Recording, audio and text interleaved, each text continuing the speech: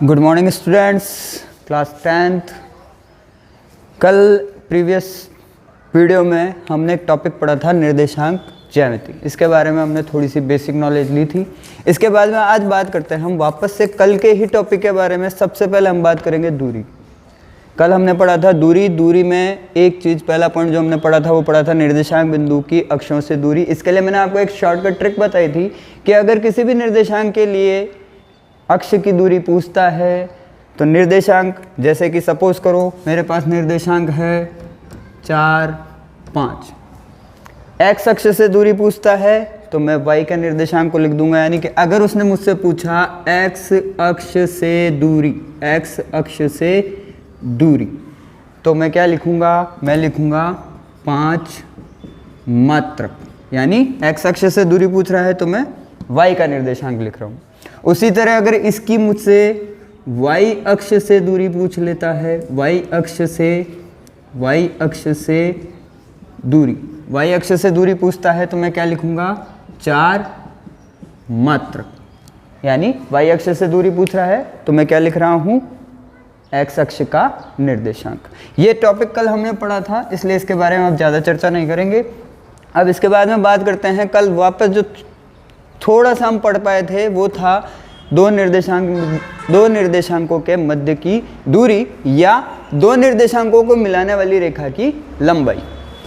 इसके लिए हमने एक फॉर्मूला प्रूव किया था कल, दूरी सूत्र। और मैंने आपको ये बताया था कि अगर फॉर्मूला प्रूव करना नहीं भी आ रहा है कोई बात नहीं, आप इस फॉर्मूला को याद कर लीजिए। ये फॉर्मूला सिंपल वे में याद हो सकता है, अंडर x2 माइनस x1 का whole square plus y2 minus y1 का होल स्क्वायर। और ये भी बताया था आपको कि x2 x1 y2 y1 की वैल्यू कैसे निकाली जाती है। अब इससे रिलेटेड एक सवाल देख लेते हैं छोटा सा, थोड़ी सी हमारी प्रैक्टिस भी हो जाएगी वापस से।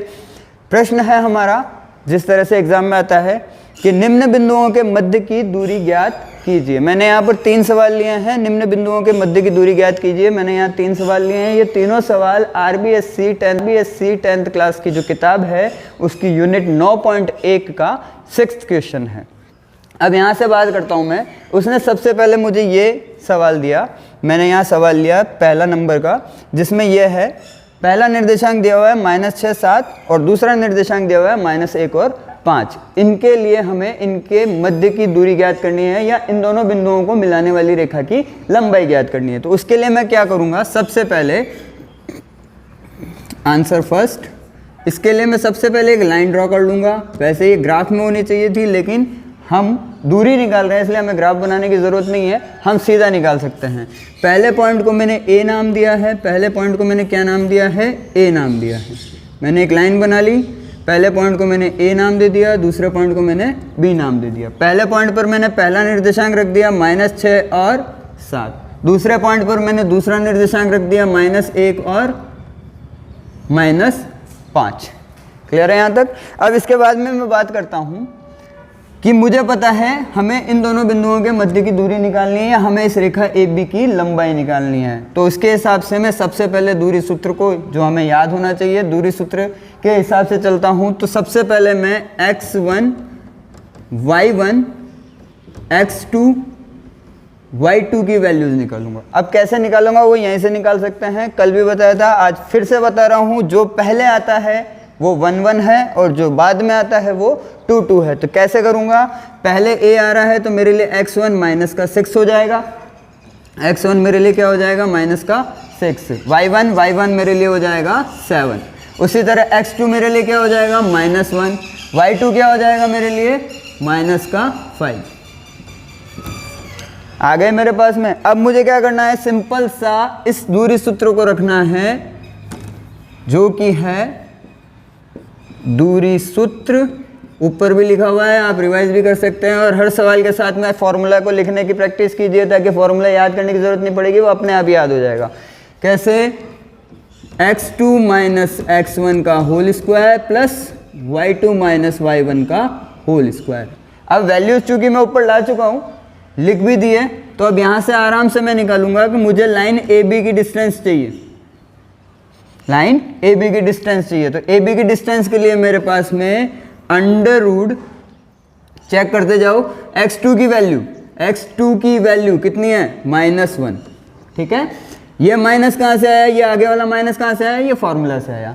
x1 की वैल्यू को चेक करो, वो फिर अगेन -6 है तो उसका -7 आएगा होल स्क्वायर।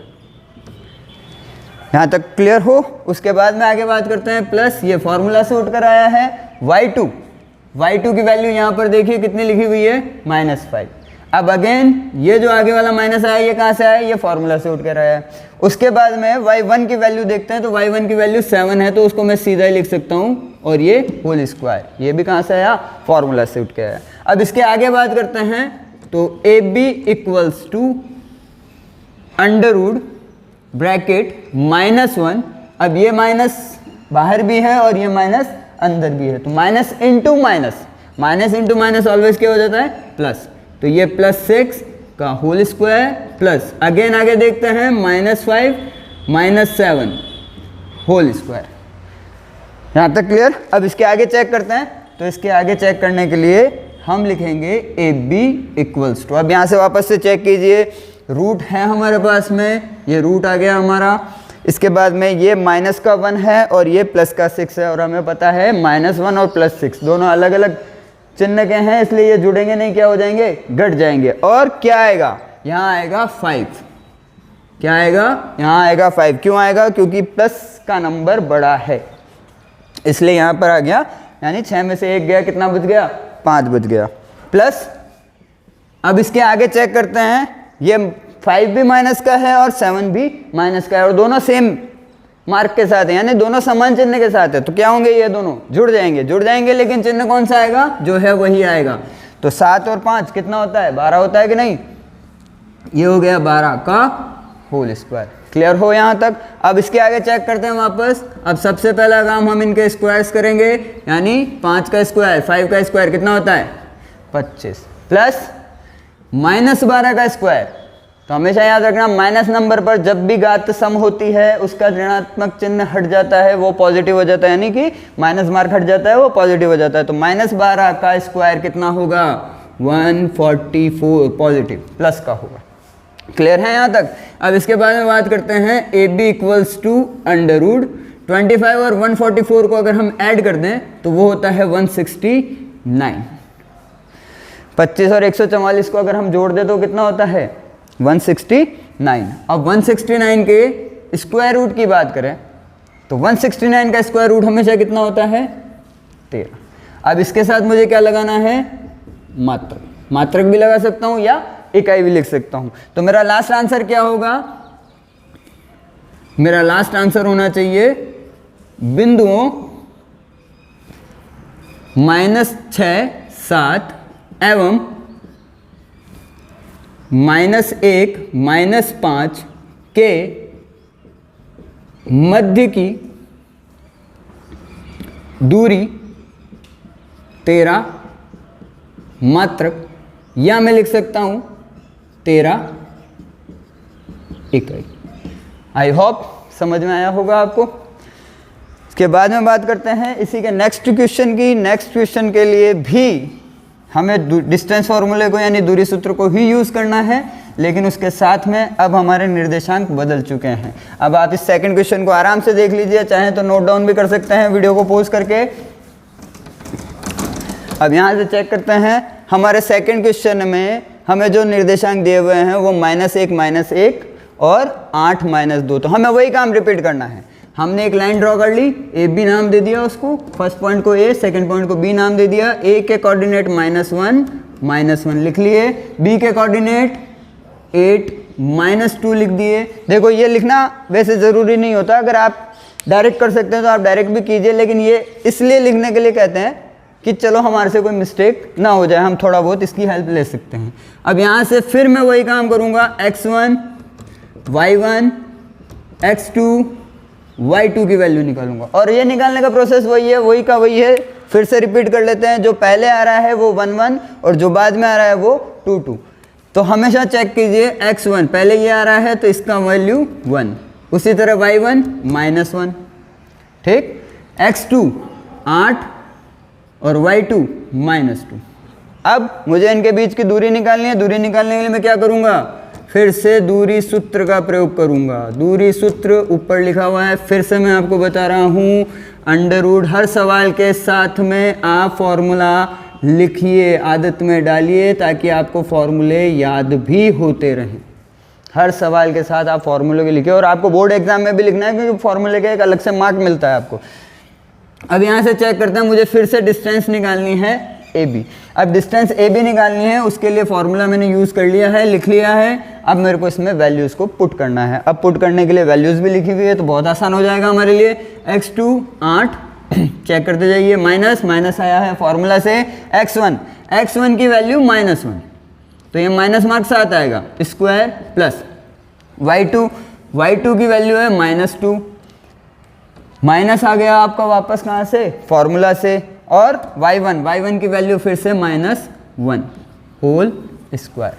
यहाँ तक क्लियर हो गए। अब इसके आगे चेक करते हैं, वापस से हमें AB डिस्टेंस निकालनी है, यानी रेखा AB की लंबाई निकालनी है। अंडर रूट ब्रैकेट 8 यूं का यूं आ गया। अब यहाँ देखिए बाहर भी माइनस है और ब्रैकेट के अंदर भी माइनस है, तो माइनस इंटू माइनस क्या हो जाता है ऑलवेज, +1 स्क्वायर। आगे चलते हैं, प्लस ये -2 ऐसा का ऐसा आ गया। आगे अगेन चेक करो, माइनस इंटू माइनस क्या हो जाएगा, +1 का होल स्क्वायर। यहाँ तक क्लियर हो चुके हैं। अब इसके आगे देखते हैं, इसके आगे के लिए हम AB डिस्टेंस को फिर से निकाल रहे हैं। तो यहाँ से चेक कीजिए, हमारे पास अब लास्ट स्टेप तक रूट बचा हुआ था, रूट ले आए हम। अब इसके बाद में चेक करते हैं, यहाँ पर देखिए 8 प्लस का है, 1 प्लस का है, तो दोनों क्या होंगे, जुड़ जाएंगे। कितना हो जाएगा, 9। तो यहाँ हो गया 9 का स्क्वायर, प्लस यहाँ आ जाइए इसके आगे, ये -2 और ये 1, तो क्या होगा, ये दोनों घटेंगे तो क्या बचेगा, -1 बचेगा का होल स्क्वायर। माइनस मार्क का नंबर बड़ा है, इसलिए क्या बचा, माइनस मार्क बचा, और 2 में से 1 निकाल दिया, कितना बचा, 1 बचा। अब यहाँ से आगे चेक करते हैं, AB = अंडर रूट 9 का स्क्वायर होता है 9 × 9, यानी कितना हो गया, 81, प्लस -1 का स्क्वायर। तो अभी वापस से बता रहे हैं, माइनस नंबर पर अगर घात सम संख्या होती है तो उसका माइनस चिन्ह हट जाता है। अब 1 का स्क्वायर कितना हो जाएगा, 1, तो ये कितना हो गया कुल मिलाकर, √82। ऐड कर दिया इनको, √82। अब 82 का स्क्वायर रूट निकालना है, कोई बात नहीं, आप निकाल लो, ऐसे निकाल सकते हो। अगर नहीं आ रहा है तो 82 2 से डिवाइड किया, फैक्टर कर दो, यानी अभाज्य गुणनखंड कर दो, तो 41। अब फिर 41 के अलावा और किसी का भाग नहीं जाता, तो इसका स्क्वायर रूट नहीं निकल पाएगा, इसलिए हमारा आंसर क्या होगा फाइनल, √82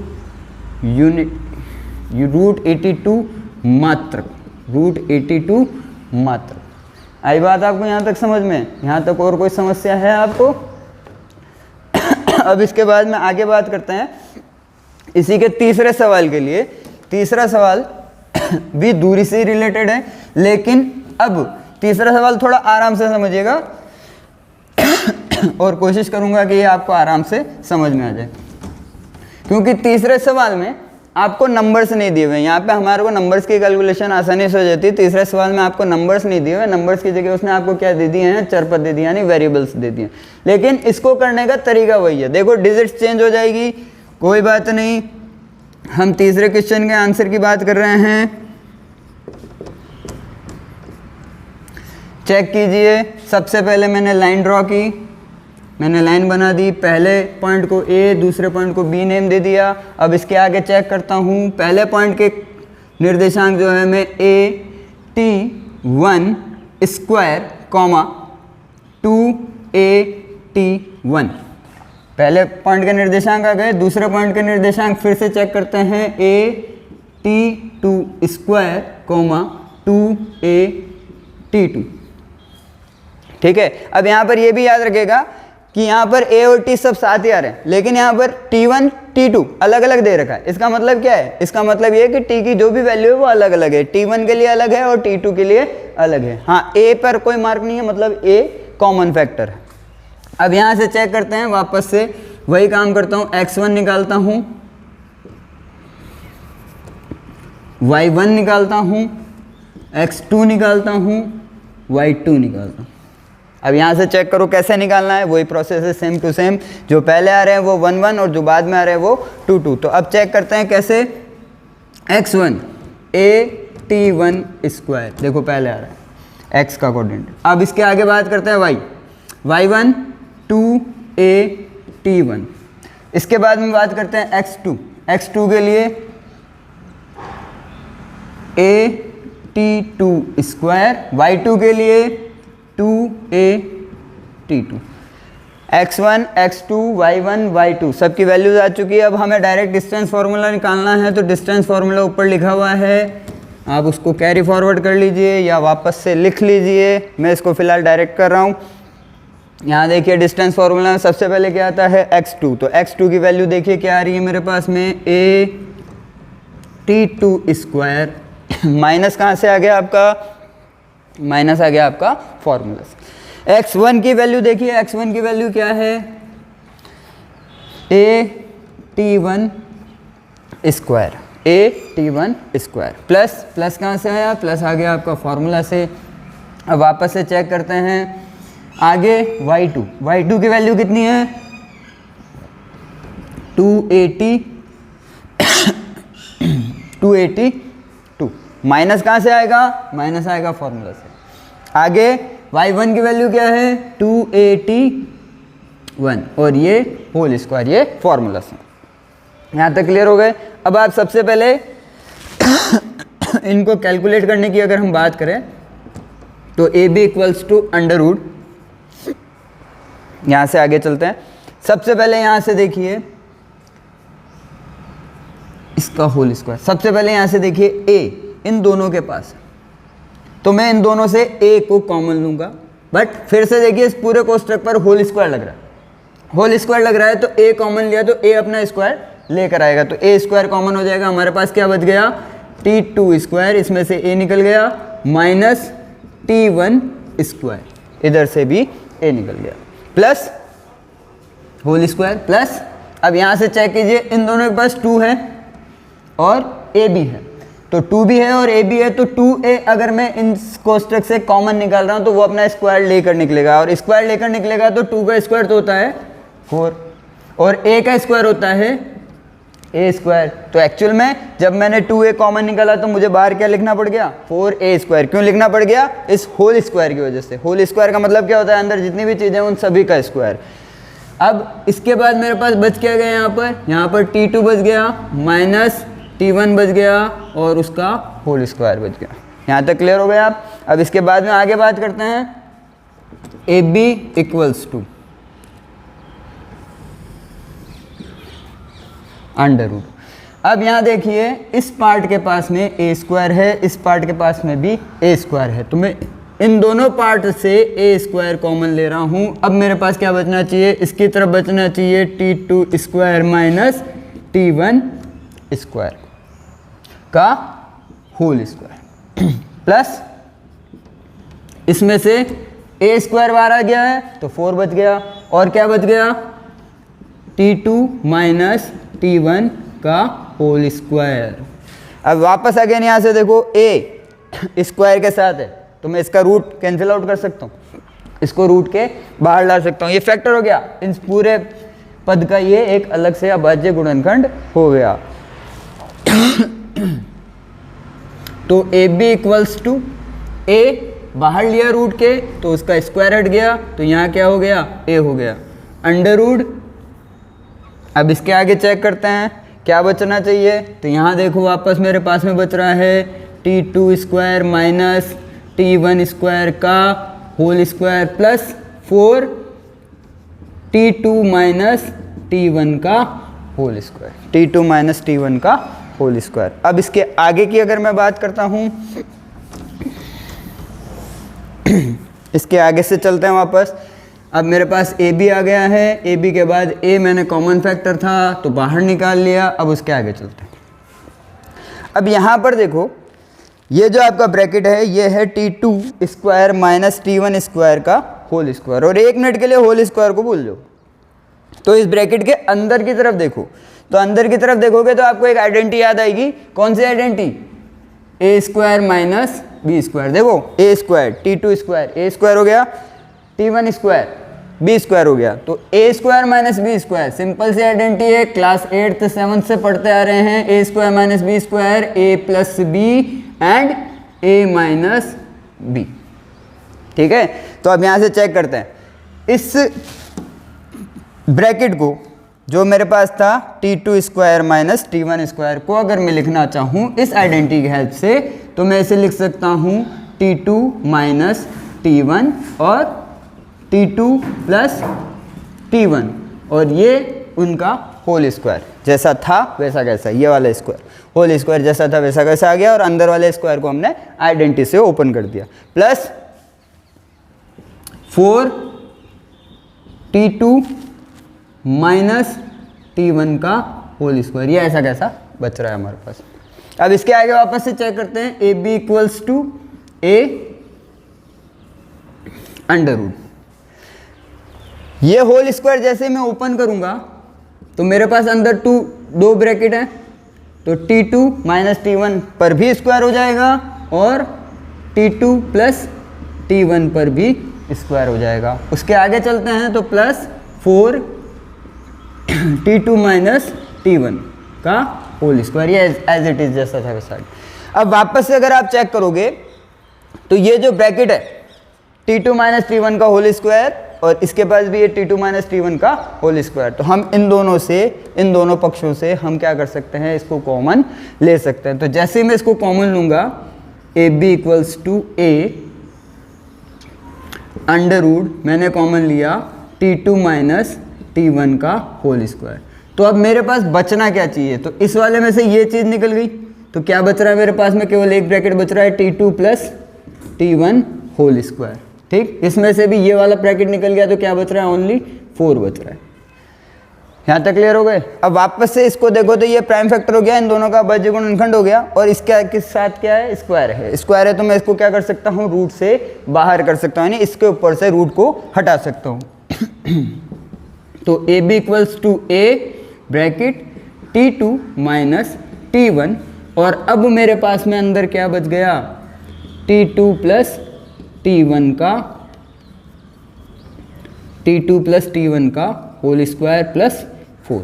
और अब मैं यहाँ से और कुछ कॉमन नहीं ले सकता, मैं इनको जोड़ भी नहीं सकता, तो ये मेरे लिए इसी का फाइनल आंसर हो जाएगा।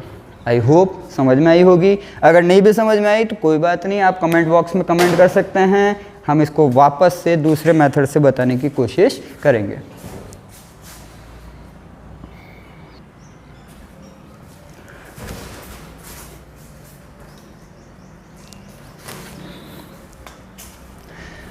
हाँ स्टूडेंट्स, अभी आप डिस्टेंस फार्मूला के बारे में बात कर रहे थे। अब हम इस डिस्टेंस फार्मूला से और किस किस प्रकार के सवाल और कितने तरीके से ये आपको अप्लाई कर सकते हैं आप इस डिस्टेंस फार्मूला को, या सवाल किस किस तरीके से पूछे जा सकते हैं, उन फॉर्मेट्स के बारे में बात करेंगे। तो उनमें सबसे पहला एक फॉर्मेट है कि वो आपको ट्राइंगल प्रूव करने के लिए कर सकते हैं। कैसे, जैसे सवाल को पढ़िए, सिद्ध कीजिए कि बिंदु 2 माइनस 2 कॉमा, दूसरा बिंदु उसने दिया हुआ है -2 1 कॉमा, तीसरा बिंदु उसने आपको दिया हुआ है 5 और 2 एक समकोण त्रिभुज के शीर्ष हैं। कौन से त्रिभुज की डिमांड कर रहा है ये, समकोण त्रिभुज। मोस्ट प्रोबेबली बेसिकली अगर हम देखे जाएं तो लंबाई के आधार पर त्रिभुज हम कितने प्रकार के जानते हैं भैया, 4 प्रकार के जानते हैं। कौन कौन से होते हैं, एक होता है विषमबाहु, विषमबाहु त्रिभुज। विषमबाहु त्रिभुज मतलब क्या होता है, जिसकी तीनों भुजाएं अलग अलग माप की हो। एक होता है समबाहु, समबाहु, समबाहु का अर्थ क्या होता है, ऐसा त्रिभुज जिसकी तीनों भुजाएं समान माप की होती। एक होता है समद्विबाहु, समद्विबाहु, समद्विबाहु का मतलब क्या होता है, जिसकी दो भुजाएं समान माप की हो। और वैसे समकोण त्रिभुज को हम कोण के हिसाब से जानते हैं, लेकिन समकोण त्रिभुज को हम भुजाओं के आधार पर भी निकाल सकते हैं। कैसे निकाल सकते हैं, आप पाइथागोरस प्रमेय अच्छी तरह से जानते हैं। क्या होता है, कर्ण स्क्वायर बराबर लंब स्क्वायर प्लस आधार स्क्वायर। तो हम यहाँ पर रफली एक डायग्राम बना लेते हैं कि ये डायग्राम बनाया मैंने, ये मेरे पास में एक समकोण त्रिभुज है, कोई सा भी एक डायग्राम ले लिया, इसमें ए है, बी है, सी है, ए है, बी है और सी है, ठीक है ना। तो मैं क्या करूँगा, मेरे को मान लो कि ए के जो भी निर्देशांक दिए हुए, जैसे x1 y1 दिया हुआ है, बी के निर्देशांक x2 y2 दिया हुआ है, सी के निर्देशांक x3 y3 दिए हुए हैं। तो मैं क्या करूँगा, AC डिस्टेंस निकाल लूँगा, AB डिस्टेंस निकाल लूँगा और BC डिस्टेंस निकाल लूँगा। तो ये तीनों निर्देशांकों से मिलकर बन रहे हैं ए के लिए भी निर्देशांक है, बी के लिए भी निर्देशांक है मेरे पास में, मैं ये ए बी डिस्टेंस आराम से यानी ए बी की दूरी आराम से निकाल सकता हूँ दूरी फॉर्मूला के सहायता से।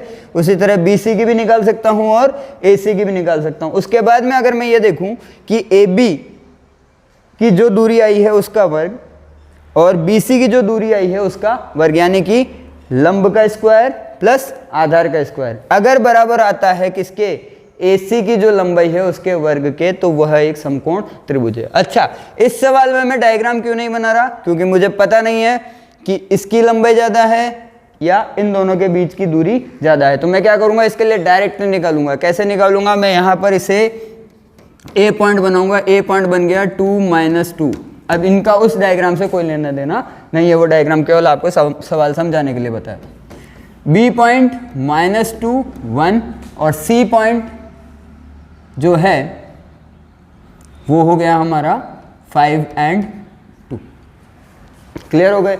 अब जैसा कि मैंने आपको यहाँ से डायग्राम से समझाया था कि अगर मुझे किसी ट्रायंगल को समकोण त्रिभुज यानी किसी त्रिभुज को समकोण त्रिभुज प्रूव करना है तो मुझे क्या करना पड़ेगा, मुझे उसकी तीनों भुजाओं की दूरी निकालनी पड़ेगी। अब यहाँ से चेक करो, सबसे पहले मैं निकालूंगा, अगर बात करूँ तो मैं दूरी सूत्र की बात करता हूँ, क्योंकि मेरे पास में तीनों निर्देशांक है और निर्देशांकों को मिलाने वाली रेखा की लंबाई ज्ञात करने के लिए दूरी सूत्र का प्रयोग किया जाता है। तो अब दूरी सूत्र की बात करते हैं। अब तो मेरे हिसाब से आपको याद हो जाना चाहिए, फिर भी नहीं हुआ तो प्रैक्टिस कीजिएगा। x2 - x1 का whole square plus y2 - y1 का होल स्क्वायर, यानी x के निर्देशांकों के अंतर का वर्ग और y के निर्देशांकों के अंतर का वर्ग।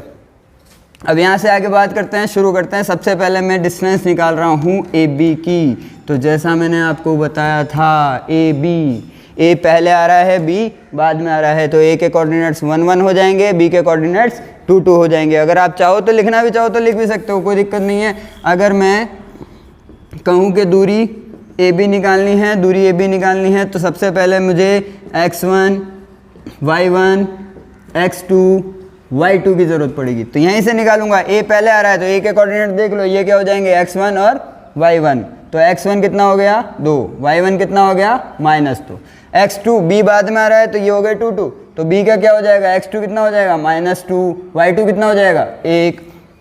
आ गया आपके पास में इसकी वैल्यू। अब आप इसका फॉर्मूला अप्लाई कर सकते हैं, फॉर्मूला हमने ऊपर लिख ही रखा है। तो A B equals to √ according to formula के हिसाब से चलेंगे। x2 हमें सबसे पहले क्या चाहिए, x2 कितना है -2, माइनस कहाँ से आ गया, फॉर्मूला से आ गया। अब x2 के बाद मुझे किसकी जरूरत है, x1 की। x1 कितना है 2, ये आ गया भैया 2, x1 2 है हमारे पास में, होल स्क्वायर प्लस ये फॉर्मूला से आया। फिर अगेन ब्रैकेट y2 कितना है, चेक कर लो 1 है, माइनस कहाँ से आया, फॉर्मूला से। y1 कितना है, y1 अगेन -2 है का होल स्क्वायर। तो ये माइनस तो कहाँ से आया, फॉर्मूला से, और ये माइनस कोऑर्डिनेट के साथ है इसलिए आ गया। अब इसको अगेन चेक करते हैं। तो ए बी इक्वल्स टू √ यहाँ चेक करो, दोनों माइनस मार्क के साथ हैं, दोनों क्या होंगे, ऐड हो जाएंगे, कितना हो जाएगा -4 स्क्वायर प्लस यहाँ चेक करो 1 माइनस इंटू माइनस, ब्रैकेट के बाहर भी माइनस है, ब्रैकेट के अंदर भी माइनस है, इसका मतलब क्या, दोनों मार्क मल्टीप्लाई हो रहे हैं, तो माइनस इंटू माइनस क्या हो जाता है प्लस, और ये कितना हो जाएगा 2 होल स्क्वायर। अगेन चेक करते हैं, ए बी इक्वल्स टू, मेरे पास में क्या क्या बच रहा है, मेरे पास में बच रहा है -4 का स्क्वायर प्लस 1 और 2 ऐड हो गए, कितना हो गए 3 का स्क्वायर, कितना हो जाएगा 4 का स्क्वायर कितना होता है 16, माइनस है, घात सम है, घात कितनी है 2 है, घात सम है, क्या हो जाएगा समघात, ऋणात्मक अंक पर समघात होती क्या हो जाता है, उसका ऋणात्मक अंक हट जाता है और अंक का वर्ग कर दिया जाता है, यानी 4 का स्क्वायर कितना हो गया 16 प्लस 3 का स्क्वायर कितना हो गया 9, 16 और 9 को अगर हम ऐड करते हैं तो कितना हो जाएगा 25 किसके साथ, रूट के साथ। तो इसका फाइनल आंसर कितना होना चाहिए, 25 का वर्गमूल कितना होता है 5 मात्रक, 25 का वर्गमूल कितना होता है 5 मात्रक। तो हमें यह पता लग गया कि हमारे पास में ए बी जो आ रही है वो कितनी आ रही है 5 मात्रक। इसी तरह वापस अब मैं दूसरी लाइन निकालूं तो वहाँ से चेक करो दूसरी लाइन कौन सी होती है हमारे लिए, बी सी होती। अब बी सी के लिए निकालना शुरू करूँगा तो बी सी के लिए भी आप वही चीज़ याद रखिएगा, बी फर्स्ट आ रहा है और सी सेकंड आ रहा है, तो आप डायरेक्ट भी रख सकते हो, डायरेक्ट रखने की कोशिश भी कर सकते हो। कैसे, फॉर्मूला आपको याद ही है, x2 - x1 चाहिए तो ये b और ये c, फर्स्ट बी आ रहा है, सी सेकंड आ रहा है, तो सेकंड के कोऑर्डिनेट क्या होते हैं 2 2 होते हैं। तो यहाँ से चेक करो x2 की वैल्यू कितनी आएगी 5 माइनस फॉर्मूले से आया। क्लियर है। अब इसके आगे चेक करते हैं वापस से, x2 के बाद में x1 चाहिए, x1 कितना आएगा माइनस का 2, चेक कर लो आराम से। प्लस आगे चलते हैं, अब क्या चाहिए y2 के लिए मुझे सी पॉइंट लेना है, तो उसके लिए y2 कितना है 2, माइनस कहाँ से आया फॉर्मूला से। और फिर y1 कितना b के लिए, तो b के लिए 1 का होल स्क्वायर। यहाँ तक क्लियर हो गया आप। अब इसके बाद में आगे चेक करते हैं bc के लिए, अंडर रूट, यहाँ चेक कर लो 5 minus into minus plus 2 whole square plus 2 minus 1 whole square. इसके आगे चेक करें BC equals to under root 5 plus 2 7 का स्क्वायर प्लस 1 का स्क्वायर। तो चेक करो 7 का स्क्वायर कितना होता है 49 होता है, नहीं होता, 7 इंटू 7 49 प्लस 1 का स्क्वायर कितना होता है 1। अब 49 और 1 को ऐड कर दूंगा कितना हो जाएगा रूट 50 मात्रक। अब आप चाहो तो रूट 50 मात्रक को आप 5 रूट 2 मात्रक भी लिख सकते हो, तो दोनों में से कोई सा भी लिखो कोई फर्क नहीं पड़ता। अब इसके बाद में बात करते हैं हम तीसरी की। तो यहाँ से फिर से चेक कर लो, हमने ए बी डिस्टेंस निकाल ली, ट्राइंगल के हिसाब से ए बी निकाल ली, बी सी निकाल ली। अब हमें क्या निकालना है ए सी निकालना है। चेक कर लो ए बी निकाल ली, बी सी निकाल ली, अब हमें क्या करना है ए सी निकालना है। तो ए सी निकालने के लिए क्या करूँगा, ए सी निकालने के लिए मैं डिस्टेंस फार्मूला को ही यूज़ करूँगा।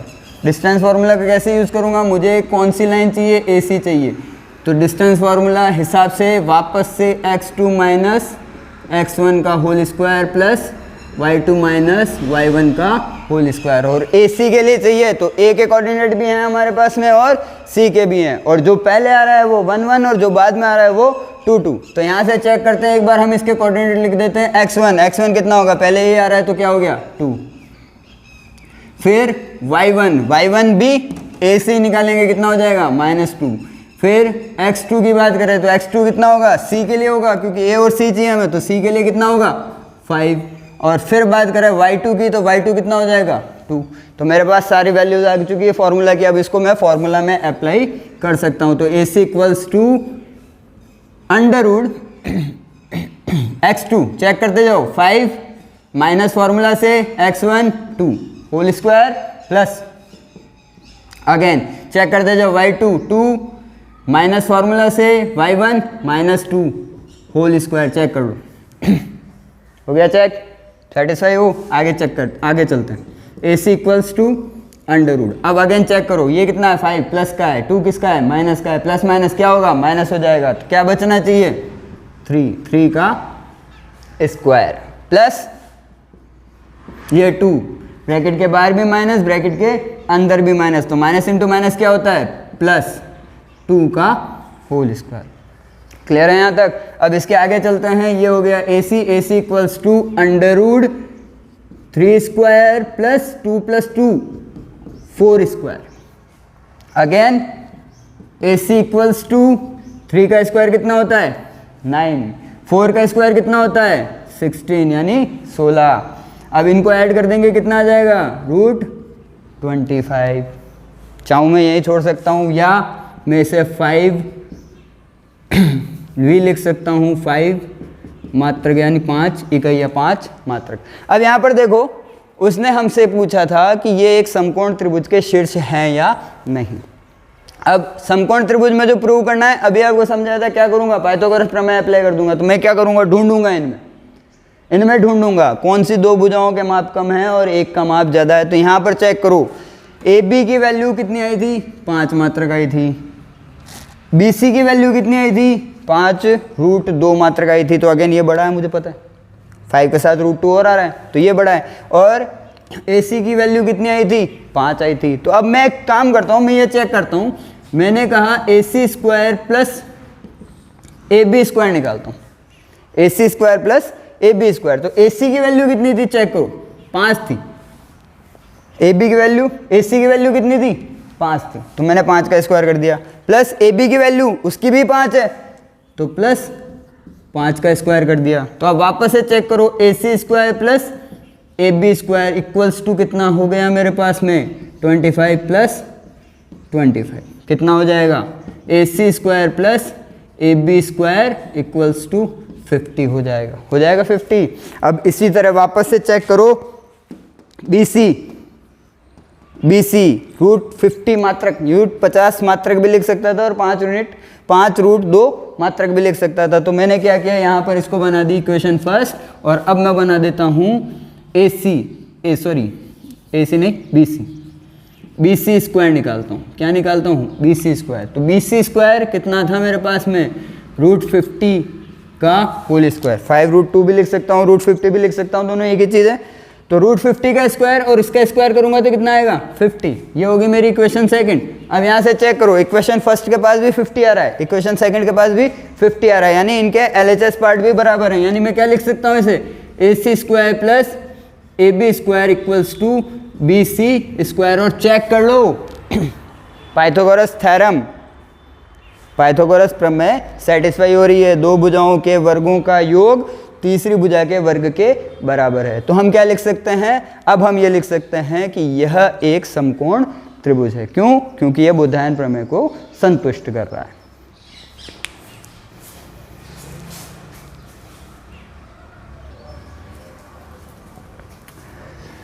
हाँ स्टूडेंट्स, अगेन वापस बात करते हैं। हम दूरी सूत्र पढ़ रहे थे, इसी से रिलेटेड हम सवाल पढ़ रहे थे कि किस किस तरह से वो आपसे सवाल पूछ सकता है। तो हमने दो बिंदुओं के बीच की दूरी पूछने वाले सवाल देख लिए। हमने देख लिया कि वो त्रिभुज किस तरह से प्रूव कर सकता है। तो त्रिभुज में फिर से मैं आपको बता देता हूँ कि अगर वो त्रिभुज पूछ रहा है तो हमें उसकी भुजाएं निकालनी, सिंपल सी। अगर त्रिभुज की तीनों भुजाएं बराबर आएगी, यानी तीनों निर्देशांकों से जो बनने वाला त्रिभुज है वो बराबर आ गया, तीनों भुजाएं बराबर आ गई तो वो समबाहु त्रिभुज हो जाएगा। दो भुजाएं बराबर आ गई, एक अलग आ गई तो वो समद्विबाहु त्रिभुज हो जाएगा। तीनों भुजाएं अलग माप की आ गई, वो एक विषमबाहु त्रिभुज हो जाएगा। और अगर दो भुजाओं के वर्गों का योग तीसरी भुजा के वर्ग के बराबर आ जाए तो वो एक समकोण त्रिभुज हो जाएगा। अब उसी तरह से इसका और एक क्वेश्चन किस तरह से बन सकता है, वो इस तरह से बन सकता है। चेक कीजिए, सवाल को बढ़िया सिद्ध कीजिए कि बिंदु 1, -2, 3, 0, 1, 2 एवं -1, 0 एक वर्ग के शीर्ष हैं। वर्ग क्या होता है, ज्यामिति आपने पढ़ी हुई है, आप अच्छे तरह से जानते हैं वर्ग क्या होता है। भैया ऐसा चार भुजाओं से घिरी ऐसी बंद आकृति होती है जिसकी चारों भुजाएं समान माप की होनी चाहिए। और अगर आप इसी के साथ में एक चीज़ और जानते हैं तो समचतुर्भुज के लिए भी हम यही डेफिनेशन यूज लेते हैं कि चार भुजाओं से घिरी बंद आकृति जिसकी चारों भुजाएं समान माप की हो वो क्या होता है, समचतुर्भुज होता है। तो हमारे पास प्रॉब्लम क्या है, तो हम सबसे पहले प्रॉब्लम को चेक करते हैं हमें करना क्या है। मान लीजिए मेरे पास में एक ये वर्ग है, मैं इसको नाम दे रहा हूँ A, B, C और D, ठीक है। इसकी भी चारों भुजाएं बराबर माप की होगी। मान लीजिए मेरे पास में एक ये समचतुर्भुज है, इसको भी मैं नाम दे रहा हूँ A, B, C, D। इसकी भी चारों भुजाएं बराबर माप की होगी। तो हम कैसे प्रूव करेंगे कि ये वर्ग है या समचतुर्भुज है। मेजरली इस यूनिट में जो आपको क्वेश्चन पूछ सकता है वो समांतर चतुर्भुज के लिए पूछ सकता है, समचतुर्भुज के लिए पूछ सकता है, वर्ग के लिए पूछ सकता है और आयत के लिए पूछ सकता है। तो हमें इनकी बेसिक डेफिनेशन यानी बेसिक परिभाषाएं जो है वो याद होनी चाहिए। तो सबसे पहले चेक करते हैं, वर्ग के लिए पूछ रहा है, मैं वर्ग के लिए डिफाइन कर रहा हूँ कि वर्ग की चारों भुजाएं बराबर होती है। लेकिन मेरे पास में एक पॉइंट और है कि समचतुर्भुज की चारों भुजाएं भी बराबर होती है। तो हम क्या करें, हम इसकी चारों भुजाएं निकाल कर देखें। पहले ये देखें कि चारों भुजाएं बराबर है या नहीं। अगर चारों भुजाएं बराबर नहीं है तो ये वर्ग ही नहीं हो सकता या समचतुर्भुज नहीं हो सकता। तो हम सीधा लिख देंगे कि वर्ग नहीं है। लेकिन अगर चारों भुजाएं बराबर आ जाती है, चारों भुजाएं बराबर आ जाती है तो हमारे पास में दो डाउट हो जाते हैं, या तो वर्ग होगा या समचतुर्भुज होगा। क्या हो सकता है, या तो वर्ग हो सकता है या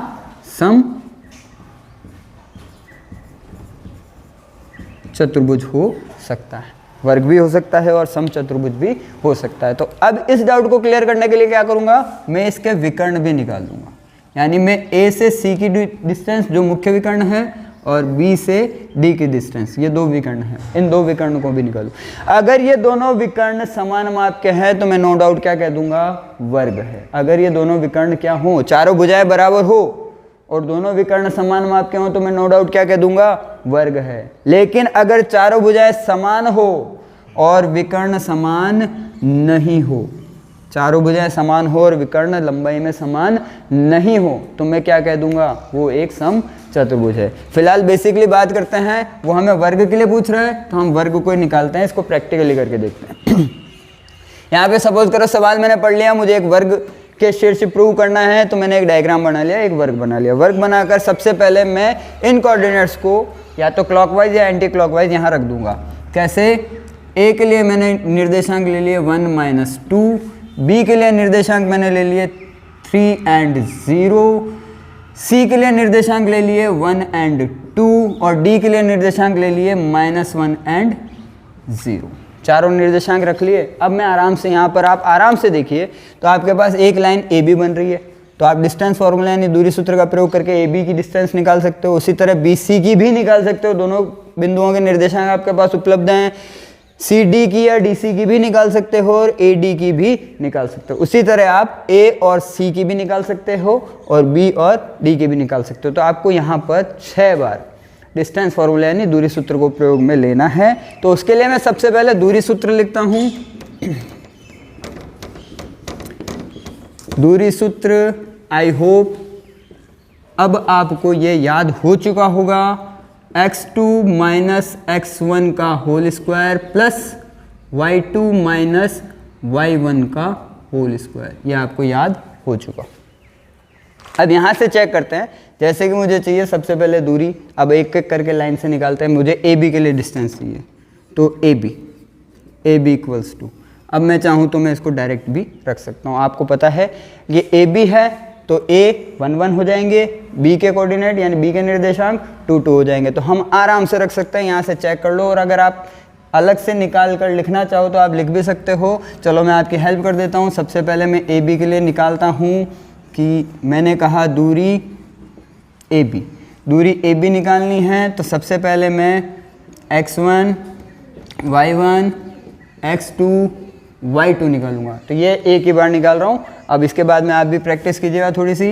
x1 ए बी के लिए बात कर रहा हूँ, तो a के 1 1 और b के 2 2, तो x1 कितना हो जाएगा 1, y1 कितना हो जाएगा -2, x2 कितना हो जाएगा चेक कर लो आराम से 3, y2 कितना हो जाएगा 0। आ गई बात समझ में आपको? अब आप डिस्टेंस फॉर्मूला रख सकते हैं, A B equals to under root, check करते जाओ फॉर्मूला से। x2 चाहिए, x2 कितना है 3, माइनस फॉर्मूले से आया x1 कितना है 1 होल स्क्वायर प्लस y2 है 0, माइनस फॉर्मूला से आया, और y1 अगेन -2 और होल स्क्वायर। अब इसको आगे ही करने जाऊँ तो चेक करते जाओ, 3 - 1 कितना हो जाएगा 2 स्क्वायर, 3 - 1 कितना हो गया 2 स्क्वायर, प्लस 0 का कोई सेंस नहीं है, लेकिन माइनस इंटू माइनस प्लस हो जाएगा 2 स्क्वायर, हो गया 2 का स्क्वायर। अब आगे चेक करते हैं, 2 का स्क्वायर कितना होता है 4, 2 का स्क्वायर 4 प्लस अगेन 2 का स्क्वायर कितना हो गया 4, ऐड कर दूंगा कितना हो जाएगा √8 मात्र या इकाई। तो पहली लाइन यानी ए बी आपके पास आ गई, कितनी आ गई √8 यूनिट या मात्र, इसकी डिस्टेंस आ गई। अब उसी तरह हम किसकी निकालेंगे BC की निकालेंगे। तो BC की निकालने के लिए अब मैं डायरेक्ट करता हूँ इसको। BC की निकालने के लिए फॉर्मूला वही यूज़ करना है, x2 - x1 का whole square plus y2 - y1 का होल स्क्वायर। तो चेक करते हैं B 1 1 C 2 2 तो यहाँ से चेक करते हैं C से चेक करते हैं, x2 1 आएगा, माइनस फॉर्मूला से आया, x1 3 आएगा होल स्क्वायर, ठीक है, प्लस y1 2 आएगा, माइनस फॉर्मूला से आया, y1 0 आएगा होल स्क्वायर। क्लियर हो यहाँ तक? अब यहाँ से आगे चेक करोगे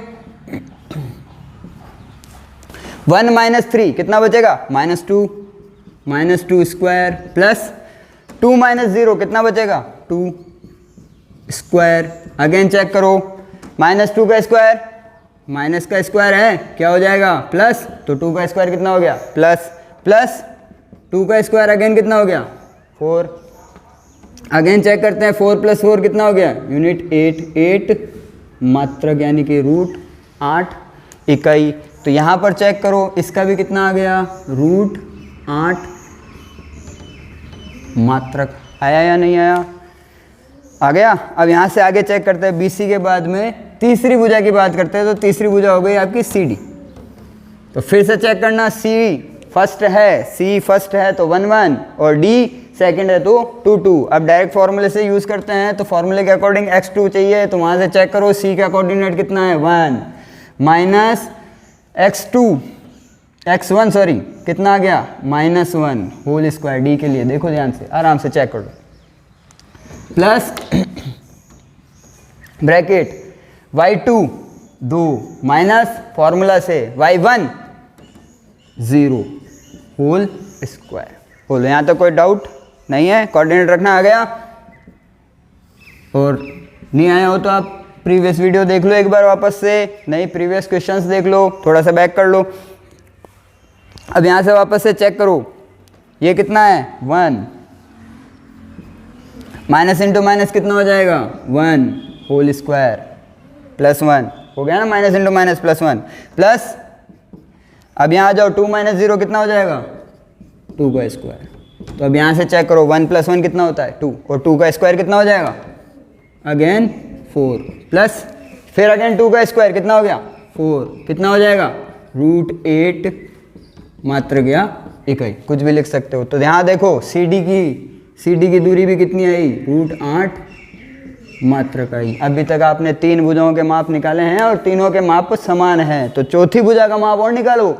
चौथी भुजा का माप निकाल कर देखो तो चौथी भुजा हो गई AD, आप इसे AD भी लिख सकते हैं DA भी लिख सकते हैं, कोई प्रॉब्लम नहीं है, सिर्फ कोऑर्डिनेट रखते वक्त ध्यान रखना, अगर D पहले लिखा है तो वो 1 1 हो जाएगा और A बाद में लिखा है तो 2 2 हो जाएगा।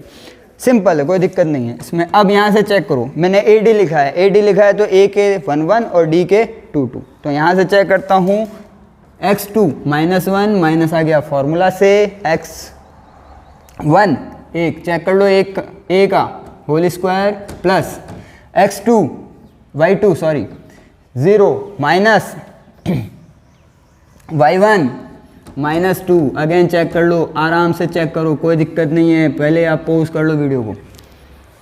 अब यहाँ से चेक करो वापस, ये -1 है अगेन -1 है, तो माइनस नंबर्स क्या हो जाते हैं जुड़ जाते हैं, तो ये कितना हो जाएगा -2 स्क्वायर हो गया प्लस यहाँ अगेन चेक करो 0 का कोई सेंस नहीं है, लेकिन माइनस इंटू माइनस क्या हो जाएगा +2 तो 2 का होल स्क्वायर। और अगेन चेक कर लो वापस से -2 का स्क्वायर कितना होता है 4 प्लस 2 का स्क्वायर कितना होगा वो भी 4, तो 4 + 4 कितना हो गया 8 मात्रक। तो यहाँ पर चेक करो ये भी 8 मात्रक आ रहा है। तो डायग्राम के अकॉर्डिंग चेक करो, आपने जो 4 भुजाएं निकाली है, AB भुजा वो भी √8 मात्रक है, BC भुजा वो भी √8 मात्रक है, CD भुजा वो भी √8 मात्रक है और AD भुजा वो भी √8 मात्रक है। तो फिलहाल आपकी ये चारों भुजाएं समान माप की है। तो अब चारों भुजाएं समान माप की आई तो हम यहाँ पर ये तो कंफर्म हो गए कि भैया ये वर्ग या समचतुर्भुज हो सकता है। अब इस वर्ग और समचतुर्भुज के डाउट को निकालने के लिए मुझे क्या करना है, मुझे इसके विकर्णों को निकालना है। तो विकर्णों में पहला विकर्ण कौन सा होगा, पहला विकर्ण होगा A to C यानी AC। AC विकर्ण निकालने के लिए सबसे पहले मैं AC की दूरी निकालूंगा। तो AC की दूरी निकालने के लिए वही सेम फॉर्मूला यूज करूंगा क्योंकि ये दोनों भी निर्देशांक बिंदुओं से मिल रहे हैं। अब A 1 1 हो जाएगा और C के कोऑर्डिनेट 2 2 के हो जाएंगे। तो फिर से चेक करो, डिस्टेंस फार्मूला ऊपर लिखा हुआ ही है मेरे पास में, यहाँ से चेक करते हैं। सबसे पहले x2 चाहिए तो x2 1 आएगा, आराम से देखो C का कोऑर्डिनेट माइनस फॉर्मूला से आया x1 आएगा 1 का होल स्क्वायर। क्लियर हो गया यहाँ तक। इसके बाद में प्लस y2 आ गया 2 C का कोऑर्डिनेट माइनस फॉर्मूला से y1 माइनस का 2 A का coordinate whole square equals to, अब यहाँ चेक करो 1 - 1 कितना हो गया 0, 0 का स्क्वायर कोई मतलब नहीं, 0 ही होता है। तो लिखे ना लिखे कोई फर्क नहीं पड़ता, अंडर रूट। अब यहाँ चेक करो ये कितना है, यहाँ तो हो गया 0, 1 - 1 0 का स्क्वायर 0, यहाँ पर प्लस 2 और माइनस इंटू माइनस कितना हो जाएगा प्लस, तो ये हो गया +2 का होल स्क्वायर। और अगेन चेक करो 2 + 2 कितना होता है 4 तो ये √4 स्क्वायर, और स्क्वायर से रूट रिमूव कर दो तो कितना हो जाएगा 4 मात्रक। यानी AC जो आपका विकर्ण आया है, AC विकर्ण की लंबाई आई है 4 मात्रक। कितनी आई है 4 मात्रक आई है AC की लंबाई। अब उसी तरह दूसरा विकर्ण BD, अगर इसकी लंबाई भी 4 मात्रक आ जाती है तो हम नो डाउट इसे क्या कह देंगे, वर्ग कह देंगे। क्यों कह देंगे, क्योंकि चारों भुजाएं समान माप की है और दोनों विकर्ण भी समान माप के हैं, इसलिए क्या हो जाएगा, एक वर्ग हो जाएगा। लेकिन अब इसके आगे चेक करते हैं। सबसे पहले हम BD डिस्टेंस निकालते हैं, तो फिर अगेन वापस से बता रहा हूँ B1 और D22, सॉरी B के तो हो गए 1 1, B के कोऑर्डिनेट्स जो होंगे वो होंगे x1 और y1, D के कोऑर्डिनेट होंगे x2 और y2। तो यहाँ से चेक करते हैं, फॉर्मूला के अकॉर्डिंग हमें चाहिए x2 हो गया हमारा -1, माइनस आ गया फॉर्मूला से x1 हो गया 3 का whole square, plus bracket y1 y2 0 minus y1 वो भी 0। चेक कर लो B का और D का, ये रहा ना y2 और ये रहा y1, तो कितना हो गया 0 - 0 का कोई सेंस नहीं, वो 0 हो गया, इक्वल्स टू, अब सबसे पहले अंडर रूट, यहाँ से चेक करो, ये 1 भी माइनस का है और 3 भी माइनस का है, तो ये कितना हो जाएगा -4 का स्क्वायर और प्लस आगे क्या हो गया 0 का कोई सेंस नहीं है, वो जुड़ भी नहीं सकता, घट भी नहीं सकता, मतलब जुड़ या घट भी जाए तो कोई फर्क नहीं पड़ता। और ये क्या है -4 का स्क्वायर वैसे कितना होता है 16 होता है, और 16 का वर्गमूल कितना होता है 4 मात्रक होता है। 4 मात्रक होता है या नहीं होता, होता है। तो यहाँ पर देखो आप BD की माप भी आपकी कितनी आई है 4 मात्रक। अब आप खुद डिसाइड करो, चारों भुजाएं समान माप की है और दोनों वर्ग भी समान माप के हैं, तो हम यहाँ क्या कह सकते हैं, यह एक वर्ग के शीर्ष है, यह एक वर्ग के शीर्ष है। आई आपको बात समझ में, आई होप थोड़ा सा आपको समझ में आया होगा। और एक एडवाइस और देता हूँ स्टूडेंट्स, क्या करना चाहिए आपको, जब भी आप ये वीडियो देख रहे हैं तो आप एक नोटबुक और एक पेन लेके साथ के साथ इन सवालों को नोट भी करते जाएं, और वीडियो खत्म होने के बाद इनको वापस रिपीट करके देखें कि आप इनको समझे या नहीं समझे। और अगर नहीं आता है तो आप इस वीडियो को वापस से रिपीट करें, देखें, और फिर भी समझ में नहीं आ रहा तो आप कमेंट करें, ताकि हम इसका थोड़ा सा मेथड और ईजी करें या इसको और बदलने की कोशिश करें। Thank you very much. आज का लेक्चर यहीं ख़त्म होता है।